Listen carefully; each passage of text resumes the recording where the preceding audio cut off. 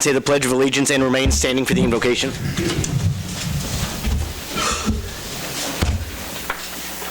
I pledge allegiance to the flag of the United States of America and to the republic for which it stands, one nation, under God.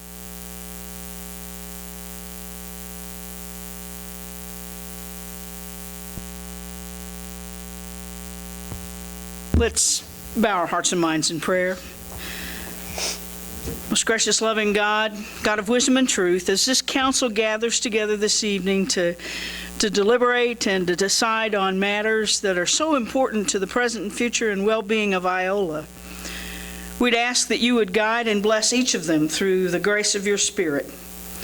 Help them, O God, to set aside their personal concerns, that together they might best serve the common good of the residents and folks who live in Iola, and honor the purposes for which they were elected.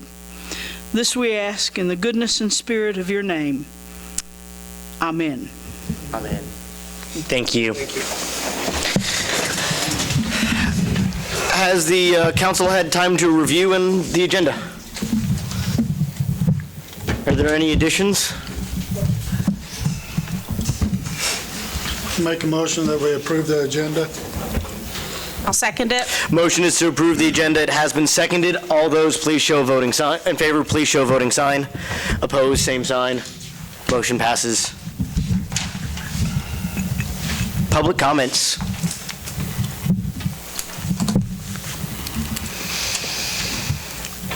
If you'd all been to the Rotary last night, you would have seen all the accolades that actually Iola has had in the last 100 years. There were hundreds of them, weren't there? I know every one of our clubs try to do things for people, and you really heard a lot of them last year. We had a full house, and they were from Missouri, Arkansas, Oklahoma, and Kansas, and it was really, really nice. And the one comment I got to tell you, and I loved it, because I'm from the time period where women weren't allowed to hardly do anything, but that didn't stop me, of course. But anyway, they said when we finally allowed women to come in, we have increased our membership, and we've done a whole lot more. Isn't that what they said?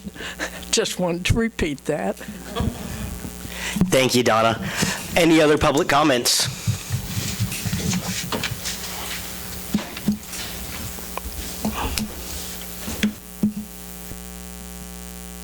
I didn't go where Donna went last night, so I can't really relate to that.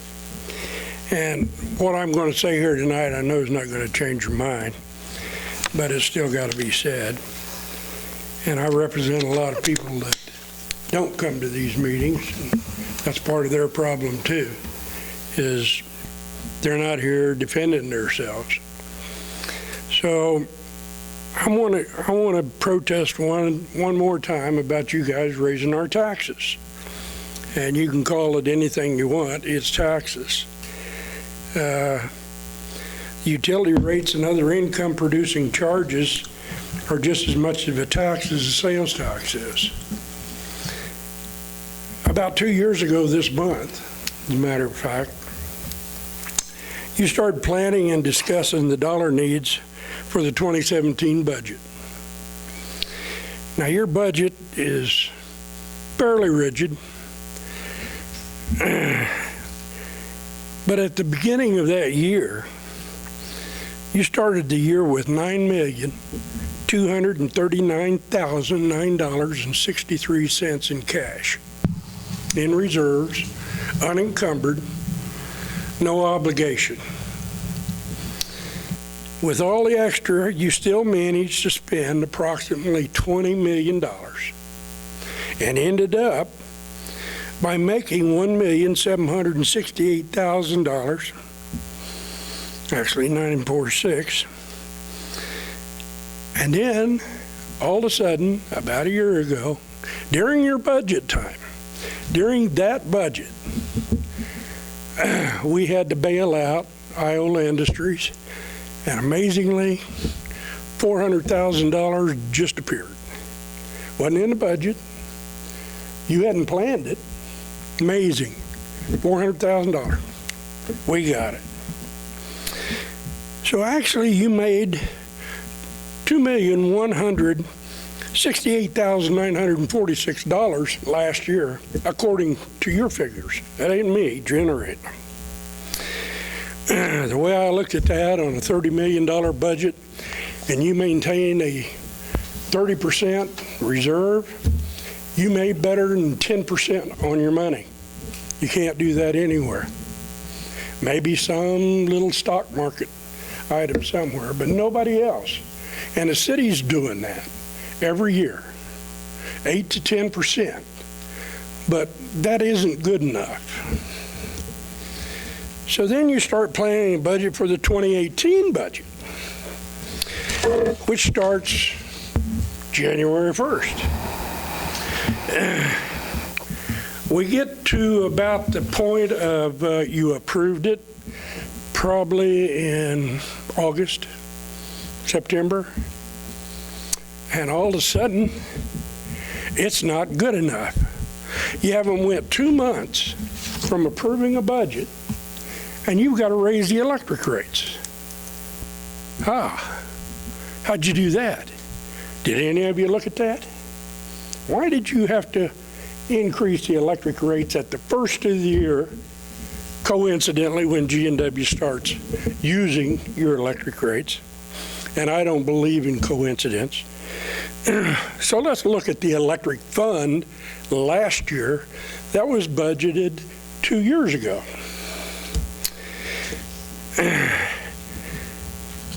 You started with $813,213.89. So as of January, you started a new rate. Sir, I'm going to give you about another 30 seconds, but we hold public comments to 3 minutes. You didn't tell me that to start with, so I'm going to abide by your rules. Sir, it's in the agenda. The revenues amounted to $9 million last year.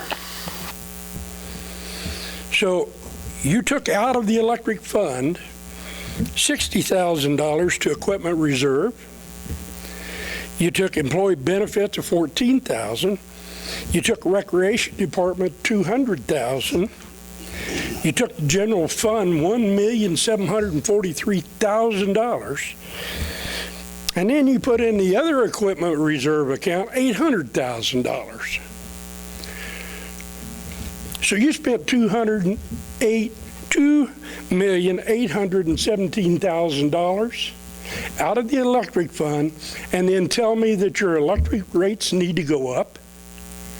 You transferred them out of there. Had you not transferred all that, or even some of it, Sir, that is no electric. Sir, that is now on 5 minutes over the 3-minute allotted time. I'm sorry, but I'm going to have to cut you off as out of order unless the council wants to extend your time. Well, I can be out of order, but you didn't say that before I started speaking. Sir, the council approved the agenda, and in the agenda, the council approved the agenda, sir.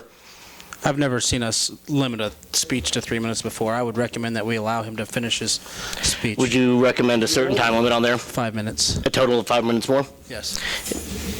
I'll second it. There is a motion that needs to be suspension by the rules, just so you know that, because we've approved the agenda.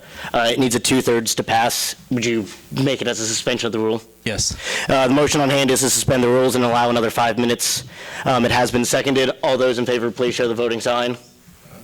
Opposed, same sign. Motion fails. Motion failed. Motion fails. Well, that's another way that you guys are able to maintain your control over a bunch of people that don't know just how honest you aren't.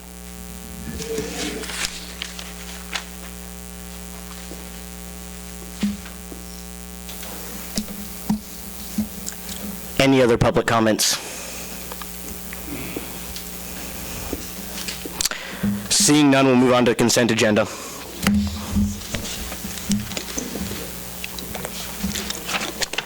Council had time to review the consent agenda.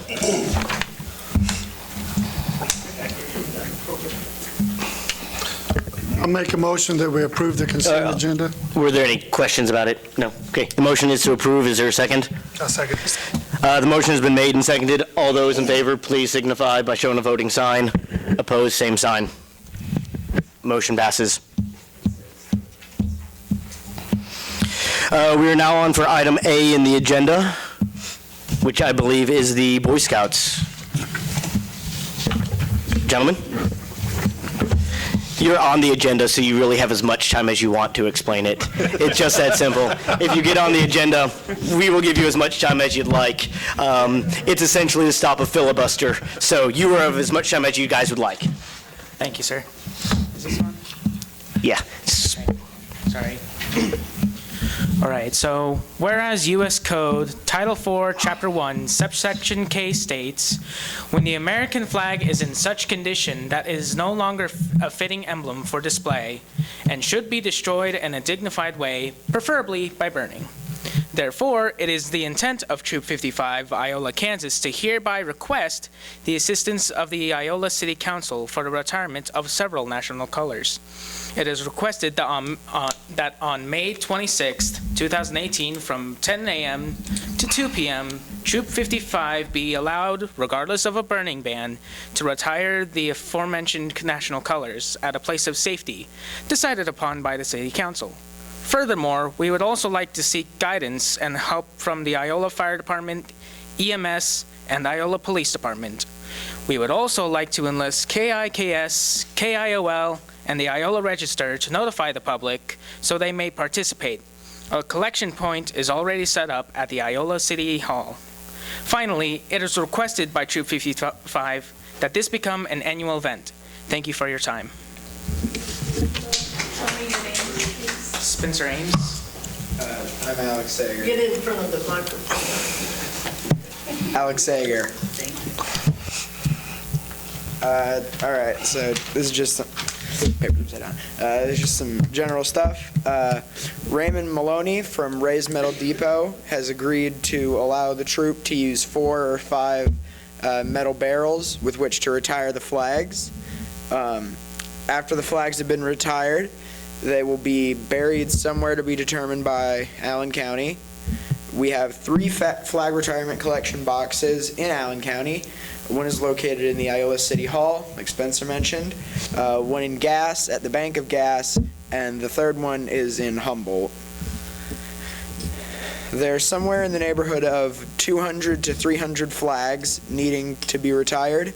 The Elks Lodge has requested our assistance in the past. We were able to retire some, but not all of them due to high winds at the Elks Lake. We will reach out to them as we finalize our plans with the city.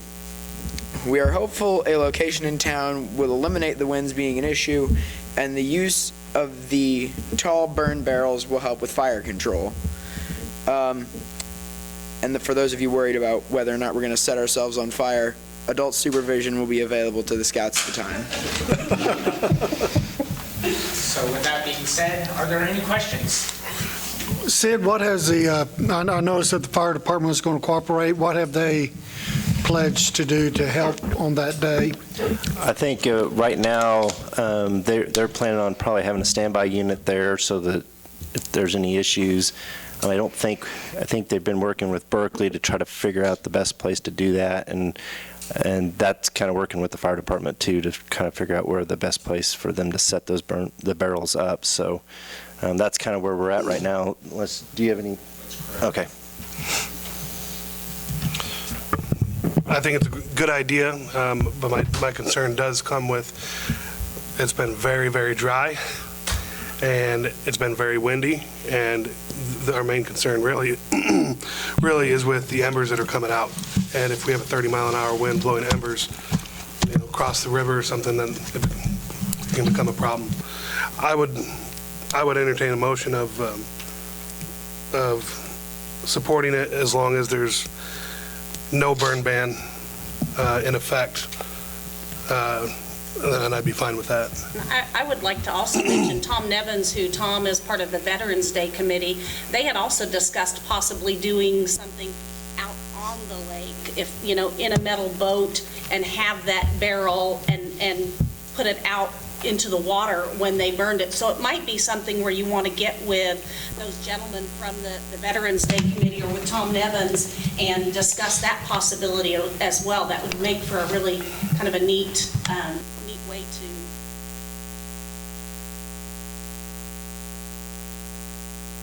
Well, I can see that, but the only thing is, if you're going to have people showing up to attend that day.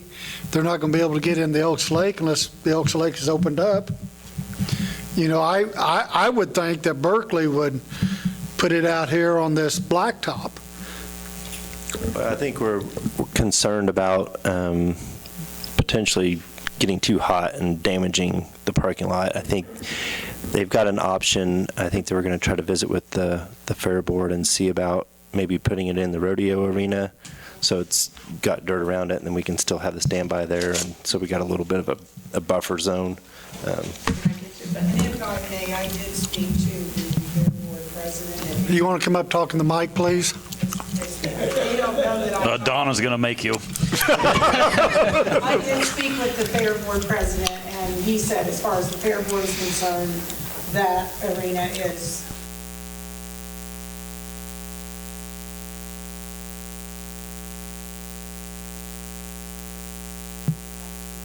in the stands. That way you can kind of control who's coming down to go, how many people you're going to have show up, how many flags you're going to burn. Right now, they just have a large quantity because we have a bunch down.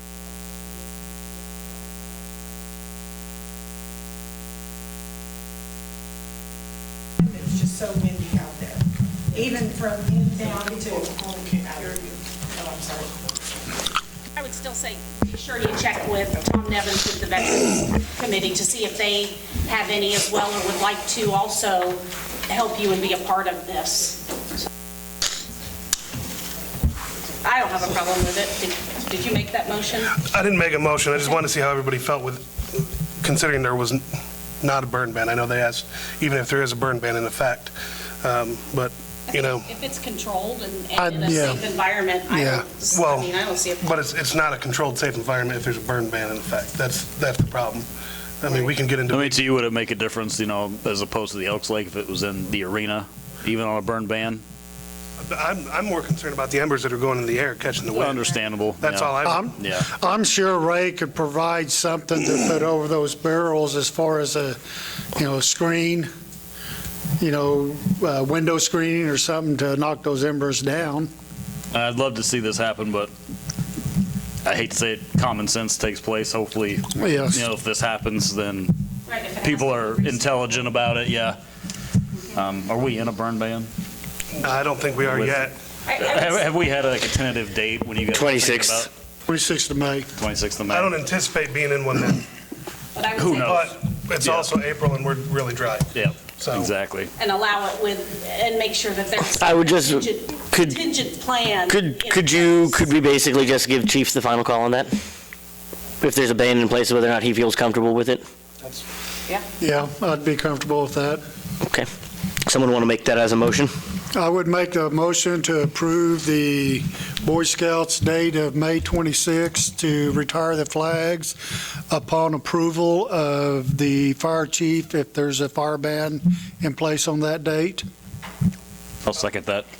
Motion at hand is to approve the retirement of the retirement ceremony on city property with the approval of chief if there's a fire ban on that date. All those in favor, please show a voting sign. Opposed, same sign. Motion passes. Thank you, gentlemen. Thank you. Thanks, guys. Thank you. Thank you. Thank you. Item B, utility rate.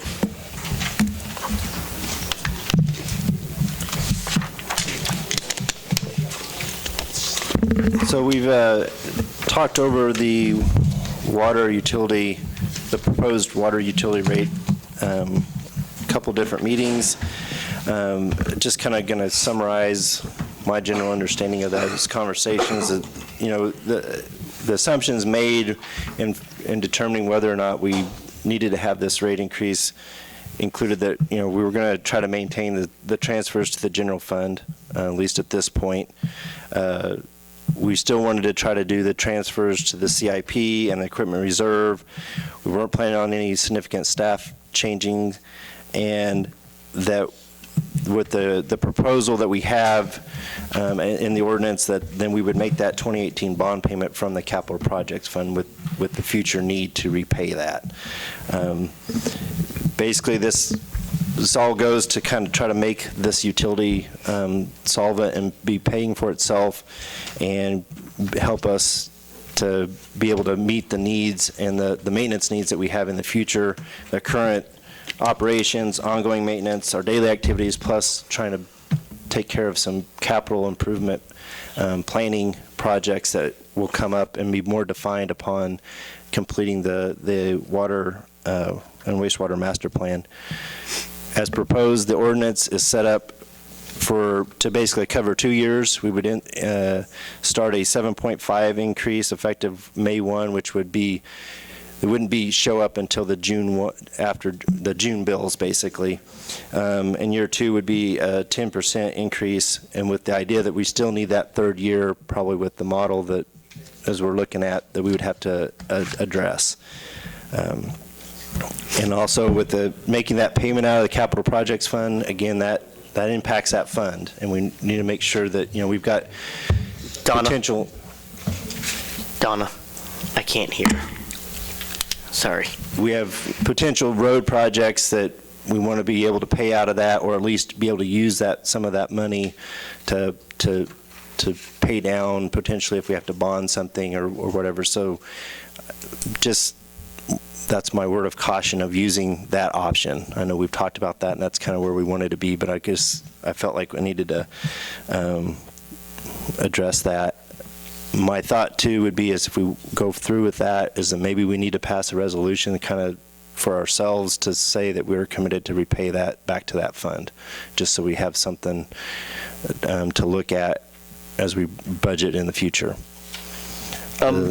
Correct me if I'm wrong, you and I have had conversations, but just to inform the council and the public, on this next meeting, we were going to talk some about budget and give you some direction on I think the end of May. End of May. Because that way then Mark should be back. Okay. Because I think Mark is still gone. And, okay, and that makes sense too on our other issue that we'll talk about later. Yeah, that way we should get back to a full council at the end of May, and we can give Sid some direction on, I know that there's some cuts that we want to make, or at least some numbers, give administration some goals on the cuts that we'd like to see over the next 2 years, so, as well. What discussion do we have? I think one of the main things that I would like to bring up, and this simply goes back to how our community has been informed and the way that this issue was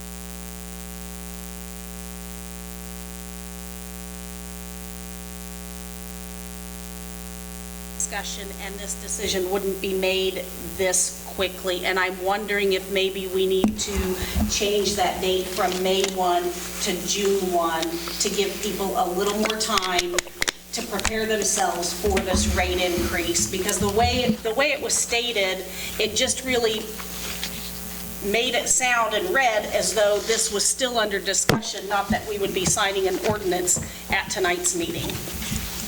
That was, I know it has to happen. I don't want it to happen any more than anybody else wants it to happen, but I want to make sure that we're also giving our community enough time to let it sink in. I guess that's... I get the same impression too, Nancy, from talking to different people, that they thought we was going to have more discussion and let the public get more familiarized with the rates than just jumping into it all at once. I've had a number of people really upset over this and saying, well, you're raising rates, and we don't have a choice in it. And I've told those people, well, the first part of the council meeting is open to the public. Come down and visit with us about it,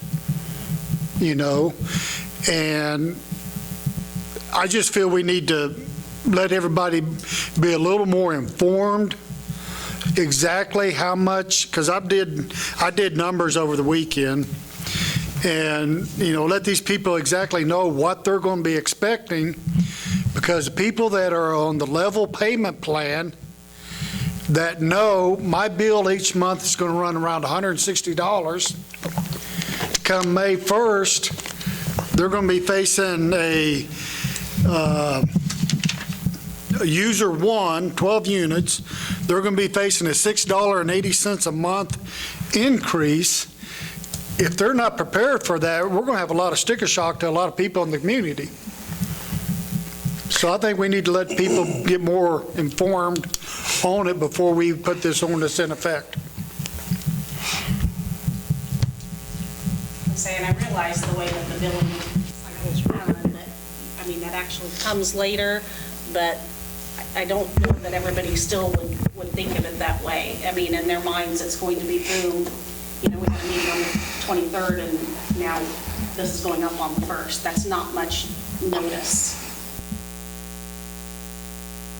Well, it does mirror what was done at the last one in 2016. It was passed April 24th and went effective May 1, so it's not, I guess that's where my thought is, it's not out of the realm. I just wanted to just kind of reiterate, I know what was put out there and the way it read to the public, it really read like we weren't done with this, it wasn't going to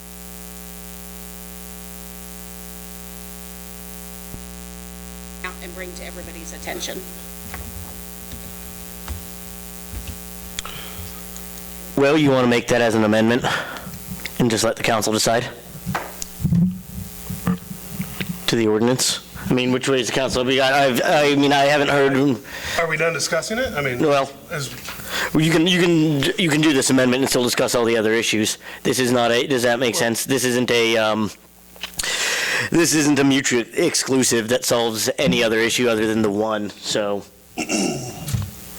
you can make that amendment to it, and then we can go on discussing it as amended or as not amended. Since I missed the last meeting, just out of curiosity, what's the disadvantage if we wait until June 1 as opposed to May 1? It delays the estimated revenue that we would bring in with the increase for 2018. Basically is what it would do. The longer we wait to pass it, the less impact it has. Paying the bond payment, but that's all kind of contingent upon this, helps diminish that absolute need to have as much of that increase in 2018 as possible. But because if we were doing the other option where we didn't pay the bond payment, you got to have that much money quickly, and you need to make sure that you have that. Here we don't need that, but then what ends up is that what we were trying to do is create some reserve, automatic reserve with the payment out of capital projects that diminishes that further to what we end up at the end of the day. So on that note, I'd like to hear from council. I mean, are we willing to take that hit if we delay? You can still be against this and say yes or no on the item. It's not a mutually exclusive, so. I get that, and I think that it's right that we kind of went through this pretty quickly, especially talking about lots of money for lots of people. I would like to see. Is 30 days going to be that big of a hit? That's what I'm wondering. Or is it more advantageous for us to give our consumers and our community more notice so that they can fully understand what's happening? I mean, with other rates going up, I mean, we want to be transparent. So, I mean, if this is the best case scenario, are we willing to take that hit, by delaying a month? By doing it right away, it just feels to me like maybe we kind of lost some of that transparency because of the way that it was maybe put out there at the last meeting. I don't know that it just led you to believe there was going to be more discussion, and it hadn't completely been decided on yet. So, You want to make me a motion to amend the effective date from May 1 to June 1? yes, I would make a motion to amend the effective date from May 1st to June 1st, 2018. I'll second. The motion at hand is to amend the ordinance from May 1st to June 1st of 2018. This is a slight, we generally don't do a lot of amendments, but this is a small one that we can still basically know the intent. So all those in favor, please show a voting sign. Opposed, same sign. Motion passes. Okay, let's get on with it. What else? What other questions, comments, problems, issues, concerns? Did we forecast that we were going to have this shortfall when we were doing the 2018 budget? We knew that we would have $288,000 shortfall. We thought we would have enough in carryover from 17, but that didn't materialize. And part of that was probably when we were looking at that, there was overestimation on what we thought revenue was going to be in 2017. That was going to create some of that carryover for us. So we didn't address any of this in the budget at all? We just went based on this is what our projected numbers are? We had tried to pare down the water budget as much as possible. But nowhere else? And got it down to that 288 and thought, okay, we got some carryover, but we know that we need to address the rates. And that was a conversation we had at budget time. So who's to say that we're not going to be in the same boat again next year? My hope is that I feel like as long as we don't try to change and increase transfers out, which there again, these rates do not support the transfers that we have kind of in the plans for the in the CIP. My thought is we know that we need to really paint the water tower. That's a primary one, but then we can kind of use the for the master plan project to get done to help us figure out what we need to do for capital improvement planning moving forward. And that's something that we can address more in year 3. Why are we taking such a large hit on the CIP in 2019, the first year, rather than in the second or third? What project do we have that's for that?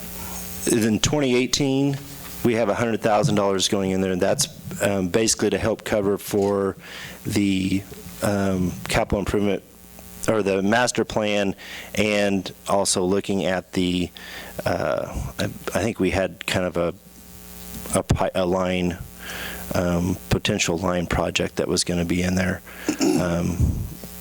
that South Loop improvements, which was for where we took on the rural water district and that general area. We felt like that we might have some issues that if we got the master plan done in time, it might point that, hey, we can do this to fix, because sometimes we've had some chlorine residual issues on the south end, and maybe we can address that this year. That project in and of itself may not be something that we get to this year. 2019, we really need to paint the Oak Street water tower. Mm-hmm. If we don't, it's going to end up costing us more money, because we'll have to do lead abatement. We don't want to have to get to that point. We have, say $450,000 worth of other line projects slated for next year. Those are ones that we can probably take and look and see what we get with the master plan and modify and maybe push to year 2020 and not necessarily have to be done. That's why we're only doing 150 next year. The budget is just putting 150 into the CIP. But knowing that if we try to do what we planned on doing and what we plan on the expected cost to be, we really should be putting $500,000 in 2019 and $500,000 in 2020, because we've got some fairly big projects that we think cost-wise at this time that we need to be doing in the near future. But we don't have the master plan yet. No, but these projects are based on staff knowledge and experience, and like they're thinking, okay, if we really need to address for one North Street and Douglas to Buchanan. There's one of the ones. State Street, Douglas to Buchanan is another project on there that are lines that we should address. Now, this pricing in here is based on consultant, like if we had a contractor do it. We can do some of those projects ourselves, which makes those costs lower, which is why I think I'm not so worried about just transferring 150 in next year. But it's year 2020 and on with the CIP that I think we may be a little out of whack, and we may have to look at how we're going to do that. And then 2019, the other revenue, that one's $66,000. Where's the extra $40,000 coming from? Or is that a typo? table 2. Yeah, let me get to that. I think that is probably a slated transfer in of $40,000 from equipment reserve to buy a piece of equipment, which we already have that in like our savings account. We would transfer it in to buy, and I'm not sure what that one is. It's probably outlined in the budget. I imagine it's probably a dump truck is the expectation.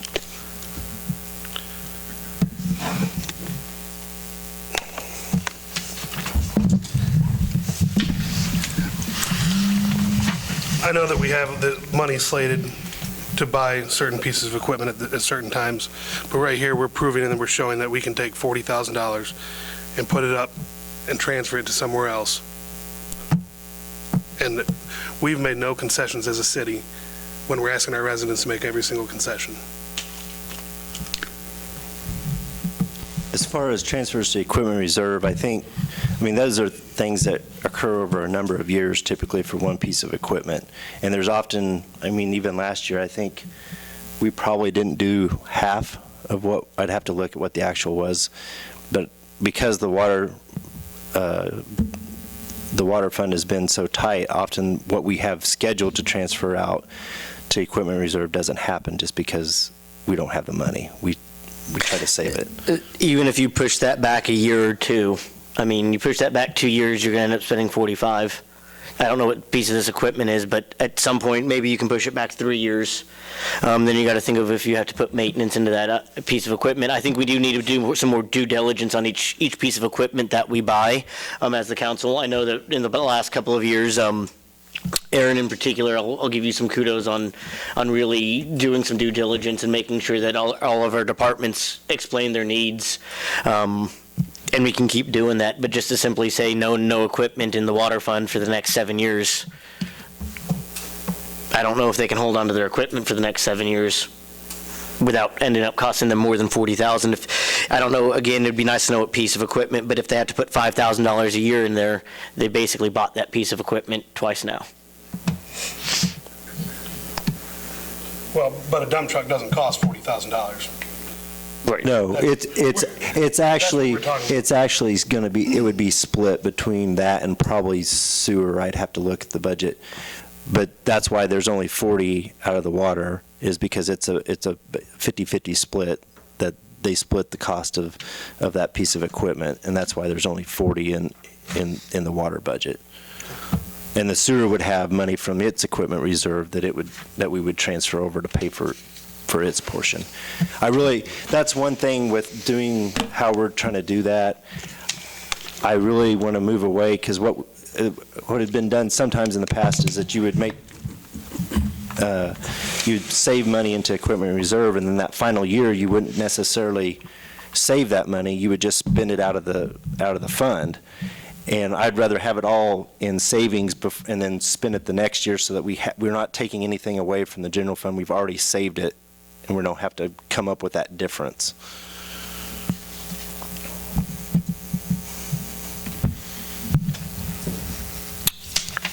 Any other discussion?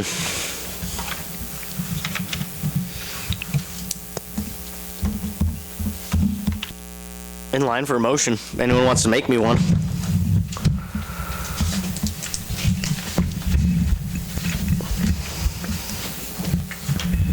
Is it the city's position that each one of our consumers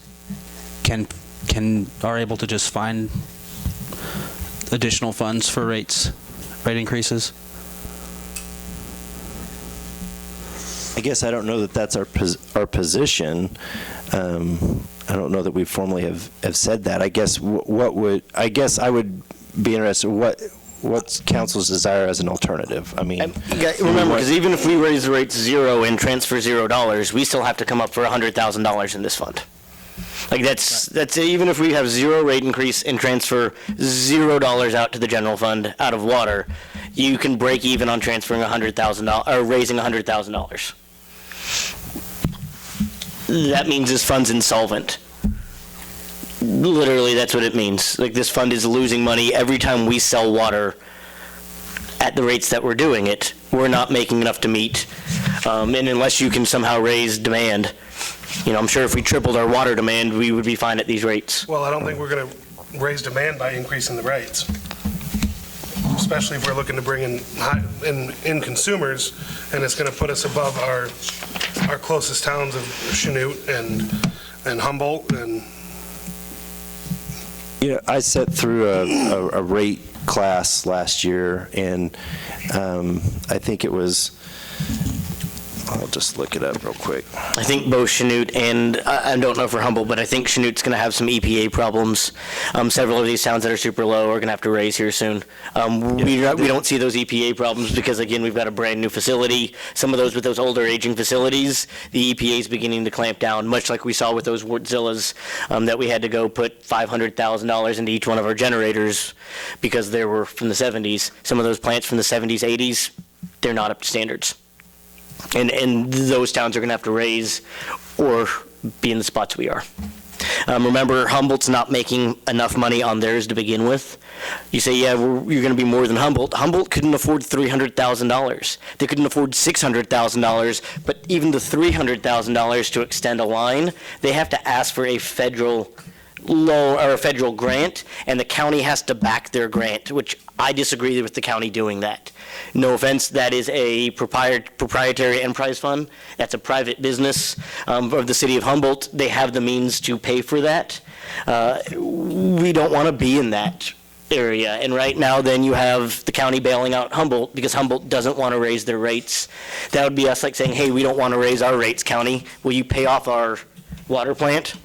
they're throwing money around. Yeah, they are throwing money around, but I doubt they'll do it, right?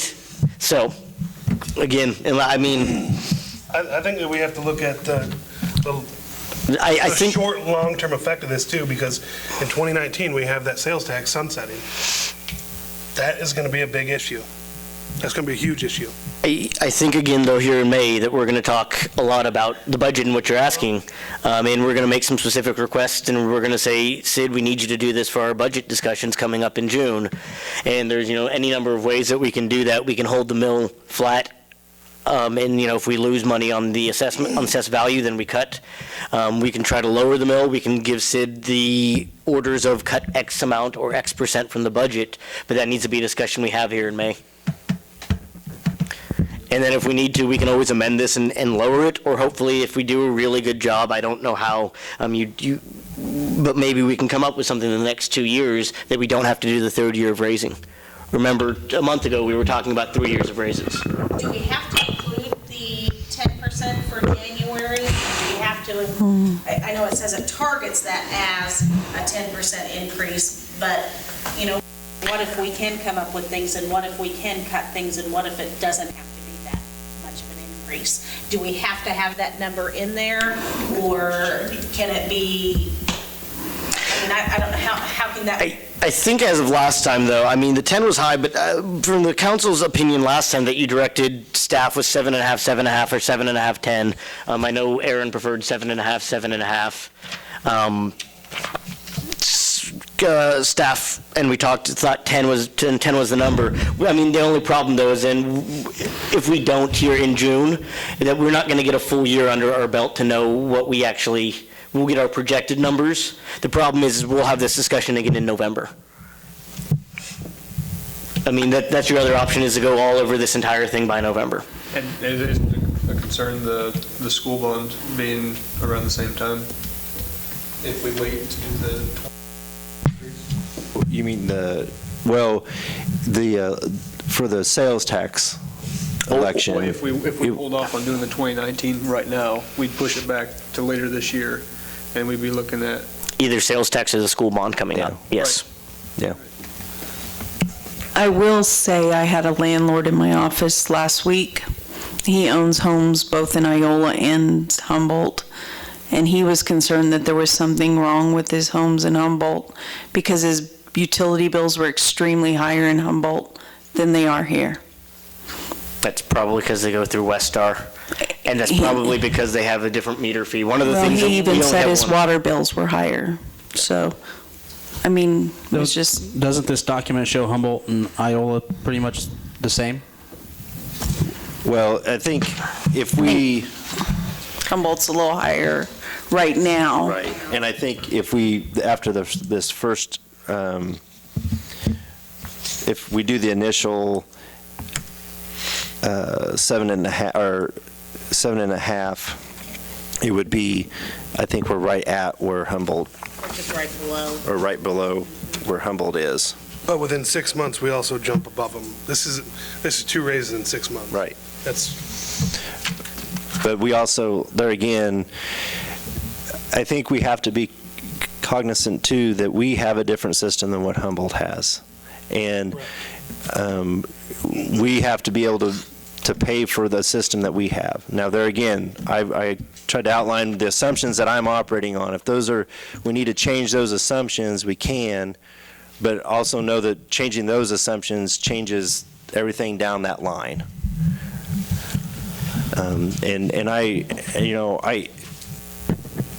Talking about rate, cost of rate, at the rate conference, they talked about that the cost of water ranked 48th on whether or not a company, in their decision making on a company coming to a place. Now the availability of water was much higher, but the actual cost of water was 48th on the list of what a company used to determine their reasons to move to a place. Hopefully that wasn't a Facebook study. Hopefully. Hopefully. The numbers might have been skewed by the Russians.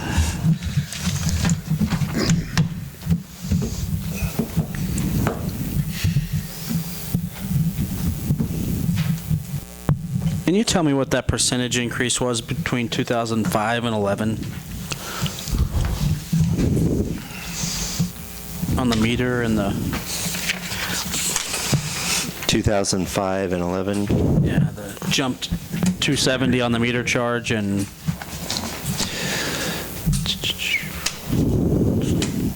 it was about 18%. It looked like, the way I look, it's about was an 18% across the board from 2005 to the 2011. I just have a couple things.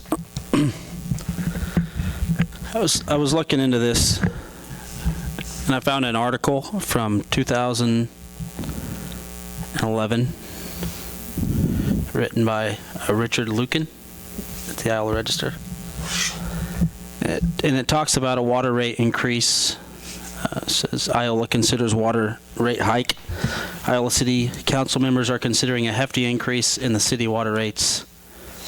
In the report, the city administrator at that time was requesting a rate increase of about 30%. So, and this would have been, at that time, this would have been the first increase from 2005 to 2011 after we got the water plant. And so I think most people acknowledge 6 years is a long time to go without raising rates when you spend $10 million. I think we're dealt that burden of handling that. But, it was a 30% increase. It was 18%. You said it ended up being an 18% what they actually approved.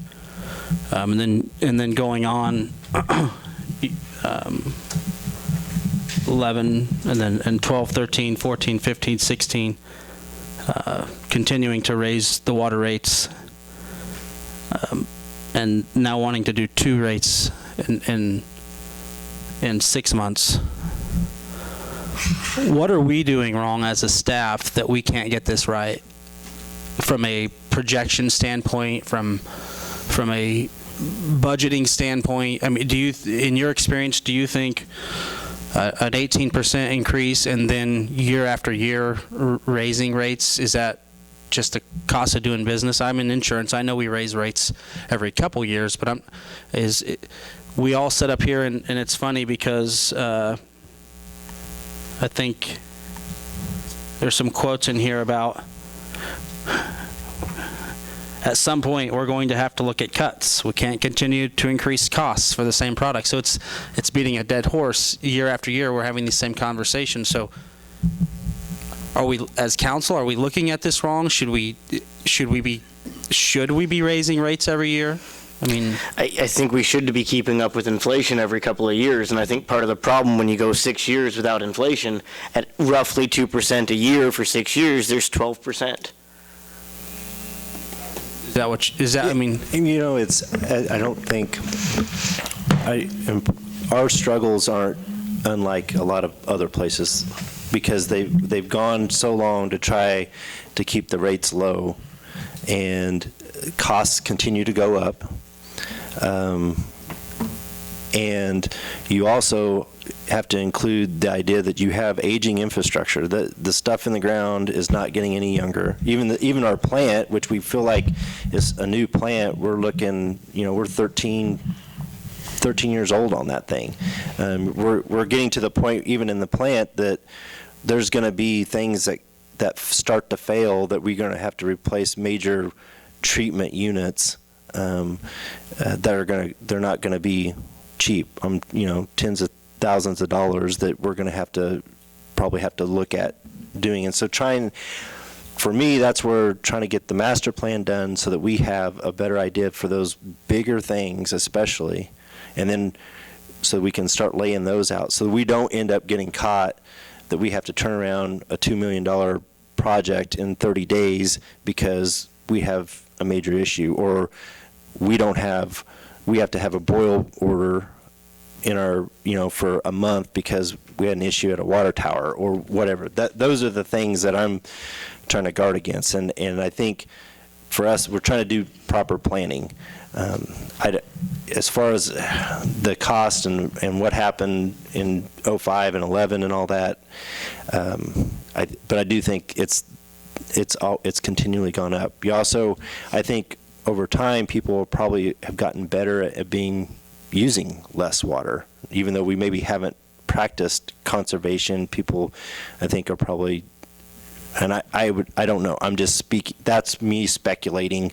So as you've had consumption go down, because I'm looking at our electric and our gas as well, I think we've lost things, industries in town, but I think you also get the natural thing that people are trying to be more efficient, they're trying to use less, and that affects our bottom line. Our appliances and our houses are more efficient. I mean, we all have washing machines now that use less water, dishwashers that use less water.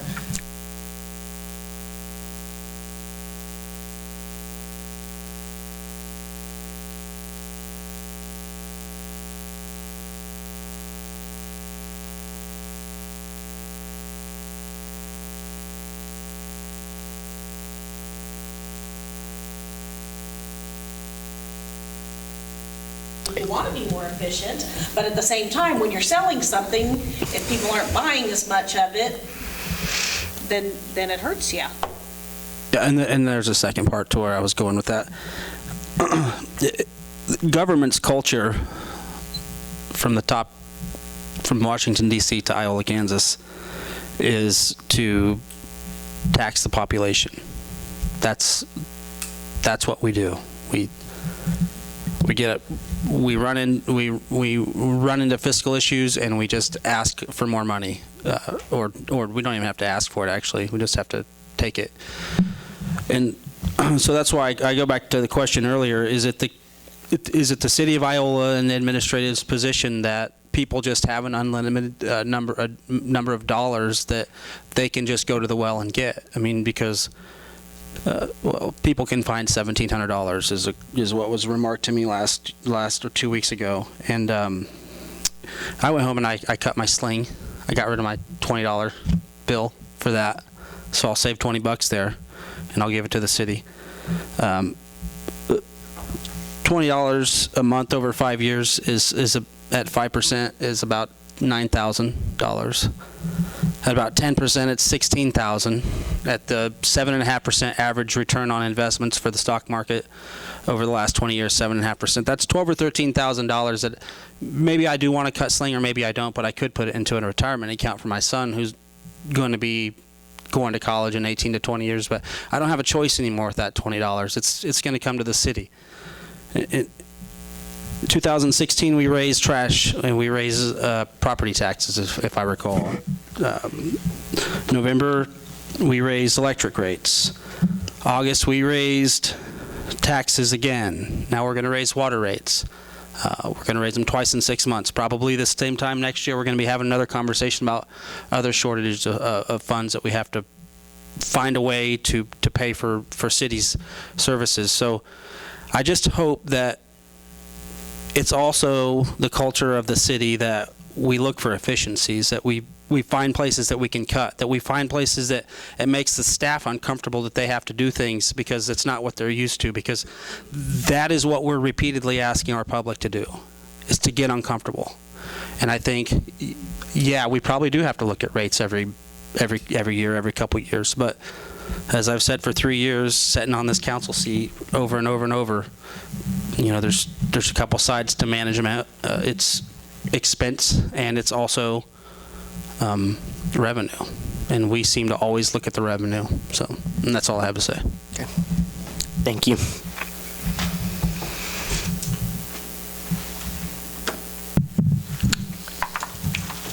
In line for a motion.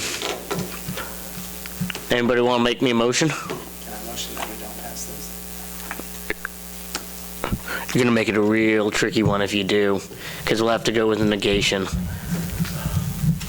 Well, my position stands that I'm for a 7.5% and a 7.5%. That's where I was 2 weeks ago, and that's where I'm at now. And that's why I asked about that 10%. Does it have to state 10% in there? I mean, can we come up with cuts and cut 2.5% from something from somewhere at difference? If you do 7.5 and 7.5, and with a June 1 start date, you end up, you do create some reserve for this year, but then you start eating it away almost immediately. And I'm looking at, I've got basically the same spreadsheet that I've got a shot of in the summary. If you do 7.5, 7.5, and 7.5, that's 3 years, right? By 2021, you are basically going to be in a spot where you're going to lose $45,000 every year, and that's basically that's assuming that we start paying back that loan at that time for $50,000 a year until we get to kind of that our free year where we make up kind of like a balloon payment to ourselves and pay that off. So you could take that $50,000 out, and you're going to make the $4,300 a year, and you've already taken what you'd gained by getting that reserve by making the bond payment from capital projects this year. You've already taken that down $150,000. Can you tell me the dollar figure that this is going to 2018, what this will add to the reserves? I'm just wanting to think of it in pure dollars. If we make the bond payment from the capital. No, I don't want to. I'm not talking about the bond payment. I'm just talking about this 7.5% increase. How much money does that add to? How much does it add to the reserve?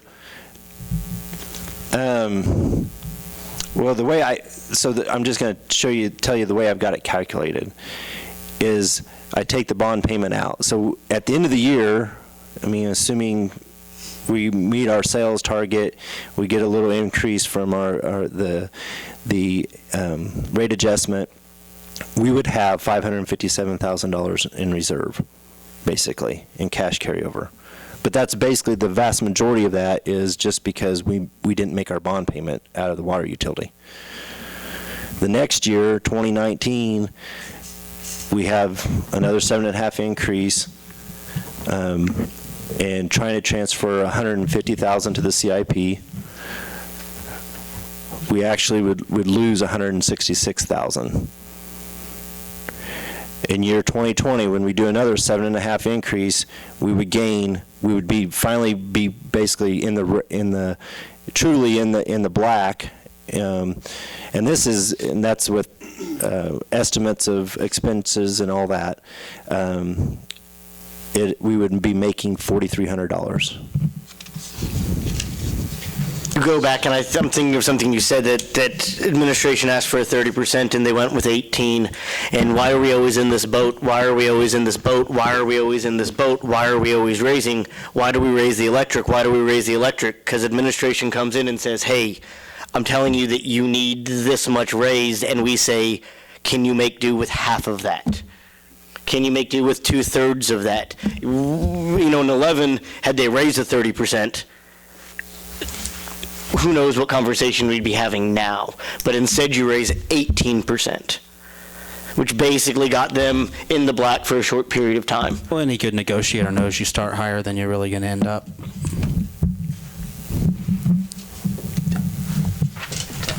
But at the same time, we're now talking from 7.5 to 10 to 7.5 to 7.5 to 7.5 1 year, so that we can have this conversation again in November.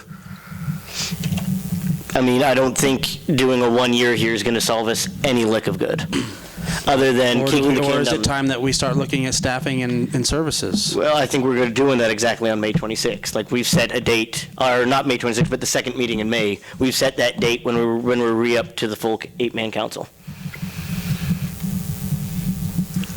I know this is a touchy situation, but I would make the motion that we table this issue for 2 weeks to give council more time to think about this and maybe get some more input from the public. I don't. There's a motion to table till the next meeting. Is there a second?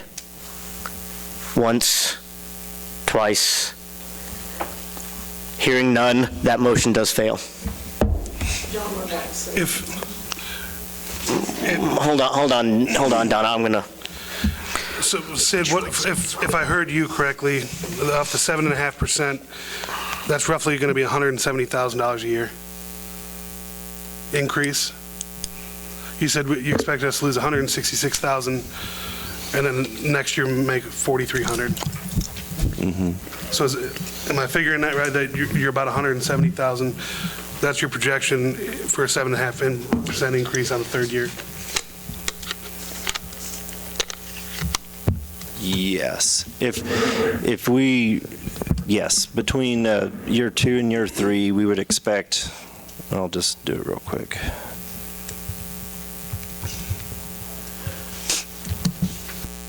This doesn't commit to a third year, though. We're looking at about trying to increase revenue by $150,000. It basically, when we're saying about these cuts on meeting 2, we're trying to project that third year down. We're trying to get rid of that third year. So 2.5%, if when we're talking the 7.5 versus 10, what I'm trying to figure out is what does that actually equate to? So as far as dollar amount or what it looks like? What's that, 30 grand? Well, you got 150 at 7.5. And 198, so about $50,000. Is that 2.5%? Is that 2.5%? You've been trying to get my attention for a minute now. Were you asking to say something? Please come to the mic if you are. Sid, does this count water lossage in your, does the city have water lossage like the rural, like the rural areas? When we were out there, the state would come in and say, okay, what's your water usage? And then when we get the bill from the city for what water we had used and subtract them, that was your loss.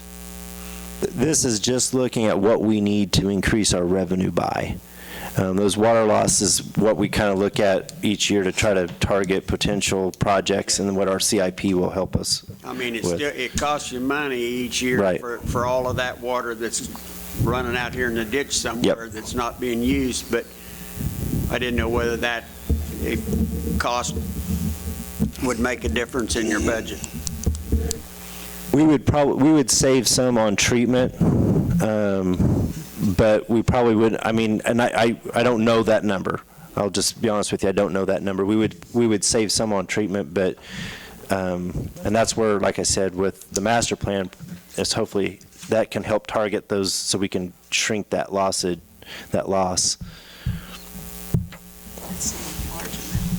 And I think we were, I'd have to look at that number, but there's, what is it, kind of a 10% range that they say is kind of a normal, and I think we were within that range, or maybe just slightly higher, but. I think I've been hearing this thing ever since we put the new water plant in, and we made our mistake way back then. And every year we've suffered from it. But as I see, and I see people planting grass right now, watering that grass, filling swimming pools. You put this off a month, you're short this month. And it's going to be a whole lot of difference the hotter it gets, and people won't be using as much water. We've lost 127 houses.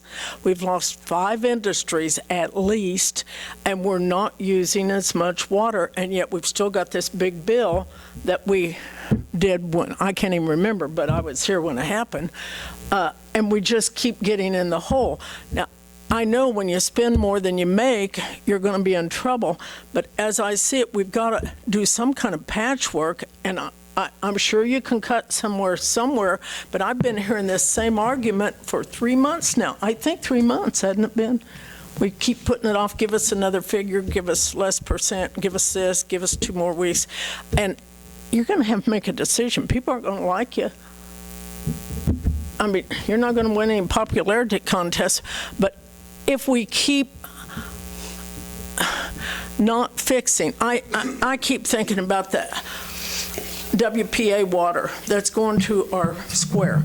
If we lost one big pipe, we would be in the hole probably 6 months trying to fix it, and we would shut down those businesses. Our pipes are old. They're as old as I am. That's old. And I don't think we can see that we may have this breakdown, and we've got to have some money to prepare for it. We've lost a lot of good salaries because we've lost industry. We've lost people. And the more we kind of look at this, if we shut down half of the square, particularly on Madison, we're going to lose more people. I know it's a hard decision. I don't like rates anyway, but I see the necessity of it. That money just never comes to me. I have to figure out a way to do it. Thank you, Donna. I think after listening to all this, I'm just going to say this. We might not like it, but we are where we are. We might have backed ourselves into a corner. If we don't like it, then we need to do better in the future. As of right now, I don't see any other way around it than to do the 7.5, 10. I mean, like, so we could sit here for hours and hours and hours and talk about it, but if we do 7.5, that puts us in a tight spot, correct? Yes, I And think like I said, this is something that might not be this council's fault, might have been something that we were screwed up in the past, but I don't see any way around it right now. And we're just going to have to bite the bullet. What's the general fund budget? It's about 9 million. 9 million, so... No, 7 million. I'm sorry, 7 million. So 50,000... But again, remember, we're trying to get that third year down to 0, and so you're talking a theoretical ability to cut, what, 150, 200,000 if you don't want a third-year raise. I'm not opposed to a third-year raise right now. I'm just saying, like I said 2 weeks ago, I was for it. I would be, so 50,000 out of 7 million is what, less than a tenth of a percent?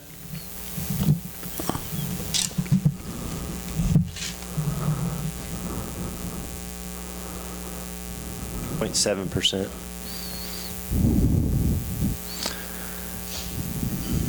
Nothing says we can't amend the statute after it. You can amend the ordinance too. And I want to make, if you look at the expenditures in that table that I provided, I mean, they're flat. We have an increase in 2019, but they're flat, 2019, 2020, 2021, 2022, 2023. I mean, there's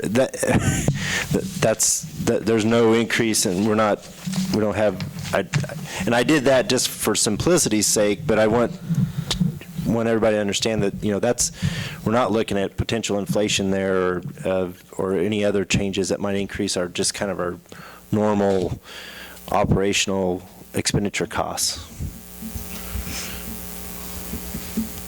I'm going to make a motion to approve ordinance 3481 and authorize the necessary signatures or provide additional direction for staff. As amended. You want to make that motion as amended? Do I have to- Is that ordinance, you want to approve ordinance 3481 as amended? As amended, and authorize necessary signatures or provide additional direction for staff. I'd second the motion. Motion as a hand is to approve ordinance 3481 and as amended, and that amendment to review for the council was to push back the effective date to June 1st. It has been seconded. All those in favor, please show a voting sign. Opposed, same sign. Oh boy, I get a vote again. I hate this so much, but as I've said, my answer here is to vote in favor. Motion passes. Okay, tell me again, I'm sorry, who seconded, Michael? And then tell me your votes. So one more time, all those voting in favor. Can't change it now. I tried to stop You can go, if we're going to do this, you can go, and I'll go. All those opposed, Say it, but I don't like. yay. Thank you all. That being said, we are now in line for council and administrator reports. Is that correct? I believe we start with Ms. Ford today. First and foremost, I just want to send my condolences to Trent Rowan's family. I think we should all think about that and what's really important. So, Mr. Franklin.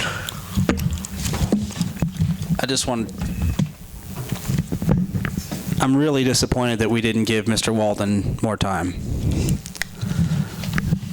I've never seen that time limit enforced.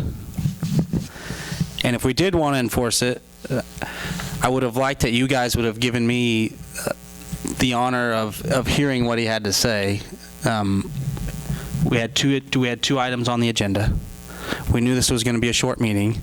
We have nobody ever attend these public meetings, and doing stuff like that's not going to encourage it. So just out of respect for me, I wish you guys would have allowed me to at least hear him out, because I wanted to hear him out. So I'm pretty disappointed in that. Thank you. Mr. Martin. All right, I'm going to make this quick. As far as the rates go, I've heard a lot of things. There's a lot of people, upset about this, that, and the other, about rates going up. I just want to say, these meetings are public. I'd love to see more people here. Reach out to your council members. If there's something you don't like, that's what we're here for. We'd be more than happy to answer any questions, and if you come to us, in a respectful tone, none of us will have any problems with talking to you. And I really encourage that for all the citizens. I'd love to see more people here and get more involved in the community and what the council does. Thank you. Mr. Myrick. All I got to say is my thoughts and prayers goes out to the Rhodes' family. Such a tragedy loss for a young man and young family, and God bless that family. Thank you. I do have an announcement. Mr. Shaughnessy has decided to resign. These are very long term limits. They are four-year term limits. We wish him the best of luck. I know we've talked to him, and it wasn't a decision he made lightly. A lot can change in your life in 4 years, your station, your work situation. He is resigning, and I will be putting hopefully something, the paper will have the dates. We'd like to close the application process by May 9th. I am going to keep running things the way that we've ran them in the past. Unless I am directed otherwise by the council to run it in a different way, in which then at the next meeting on the 13th, I should have, is it the 13th? 14th. The next meeting on the 14th, I should have a recommendation for council to appoint and approve. Can I comment on that? Can we possibly do an open forum for the candidates this time? So there's I would like to more see transparency that. and. I think the reason why we've tended to stray away from that is that we don't want what I would call the circus of the county. The county had everyone jockeying every single individual multiple times in order just to get their voice. You have an executive branch. We don't have a strong executive branch. I'm of the opinion if it ain't broke, don't fix it. You've had two appointments, 3 appointments on the council in the past. I messed the last one up.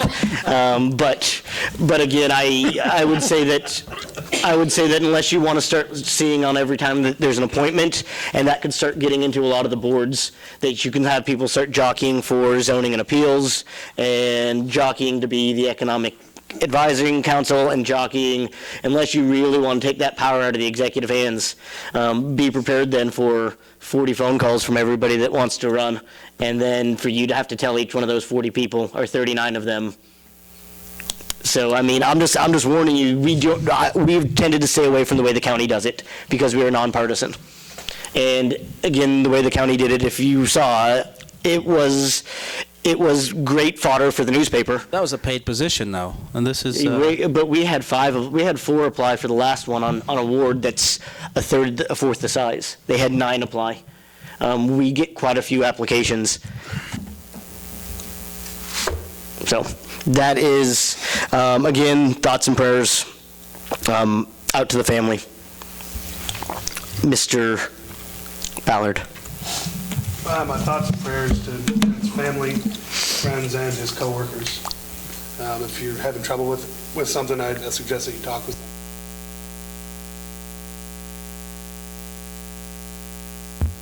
I also would have liked to hear him, but I also know that we voted on the agenda that said that I had 3 minutes, and that's. Oh, I've actually been timing Donna, and she's usually been around that 5-minute mark in the past since I've taken over. I generally, when you hear me rap for the future, that means you're at your 3 minutes, and there I'll go discretionary if you're wrapping up. I gave Mr. Walden a warning on that because that could go on for another 5, 10, 20 minutes, and we specifically put that in there so that citizens can't basically filibuster our meetings and talk for 40, 50 minutes, an hour, and then you have another citizen come up and talk 40, 50 minutes, an hour, and theoretically you could have 4 citizens. Request an extension of 5 minutes. You can amend agendas all the time. We do it all the time. So you are correct on that. Where am I? Mr. Middleton. I'll just echo the condolences to the Rhodes family. That's all I had, though. In line for a motion. You want Sid? Oh, Sid, sorry. That's Do you want fine. Sid? Heard enough of him today. Just Washington Avenue pedestrian bridge, there's going to be that ribbon cutting ceremony on May 5th at 2 p.m. Did we get invited to that? Yeah, you're invited. And just to let council know, we're going to have kindergarten, first and second graders are going to come down to the park tomorrow afternoon, and we're going to have like a little equipment expo. So we've got, you see the excavator down here, that's what that's for. So it should be a fun time for the kids. Other than that, that's all I have. I got one last thing. Corey, what are they doing up there around China Palace? Water line? Okay. I'll make. Motion to adjourn. Second that. Motion has been made to adjourn. It has been seconded. All those in favor show a voting sign. Opposed, same sign. Motion passes. At least that vote you don't have to make. He's out. He's going to quote me quoting you next time I get my insurance.